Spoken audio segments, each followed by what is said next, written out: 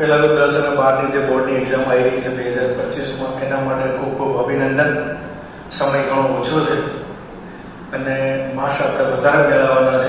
તો ઓછા સમયમાં આપણે કઈ રીતે વધુ માર્ક્સ મેળવી શકીએ એની થોડી નાની ટિપ્સ આજે જણાવીશ. મારું નામ ભાવેશ રામાનુ સર નામથી ઓળખે છે અને છેલ્લા 25 વર્ષથી હું આ વિષયની અંદર અભ્યાસ કરાવી રહ્યો છું.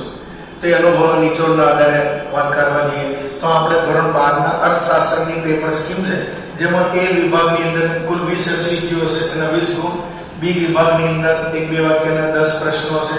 સી સેક્શનમાં 24 માર્કનો હશે, એમાં 2 માર્કના 12 પ્રશ્નો લખવાના છે. ડી સેક્શન 21 માર્કનો, જેમાં 3 ગુણના 7 પ્રશ્ન હશે અને છેલ્લે વર્ષો જૂની સ્કીમ ઈ સેક્શન 5 માર્કના 5 પ્રશ્નો.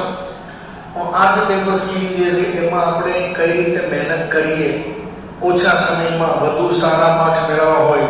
સપોઝ તમારે 100 માંથી 100 માર્ક મેળવવા હોય તો આપણે ઇકોનોમિક્સમાં 11 ચેપ્ટર છે, પણ હાલ અત્યારે સમયના અભાવને કારણે બધા ચેપ્ટર કરવાની જરૂર નથી.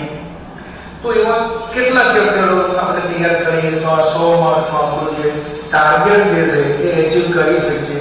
તો એના માટે મારા વિદ્યાર્થી મિત્રો 1 થી 8 ચેપ્ટર કૃષિ સુધી 1 થી 8 ચેપ્ટર તમે ક્લિયર કરો એટલે 100 માર્ક એમાંથી પૂછી શકાય.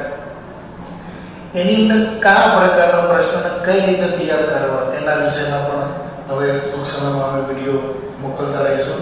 તમે સમયાંતરે જોતા રહેજો. આ એક નાની પેપર સ્કીમ તમને હાઇલાઇટ કરી.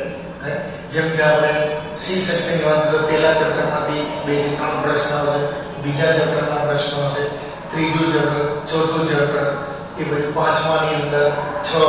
દરેક ચેપ્ટરની અંદર મોસ્ટલી કે આપણા બોર્ડની અંદર વાત કરવા જઈએ તો ચેપ્ટર નંબર 2, 5, 6, 7, 8 અને 11 આ બધા ચેપ્ટર 10 ગુણના છે. તો મોસ્ટ ઓફ 5 માર્કના પ્રશ્નો એમાંથી પૂછી શકે. તો બાકીના બધા ઓવરઓલ 2 માર્કના પ્રશ્નો ઘણા બધા ચેપ્ટરમાંથી પૂછી શકે. હવે એને કઈ રીતે તૈયાર કરવા એના વિશેની માહિતી હવે નેક્સ્ટ વિડીયોમાં જરૂર આપણે બતાવીશું.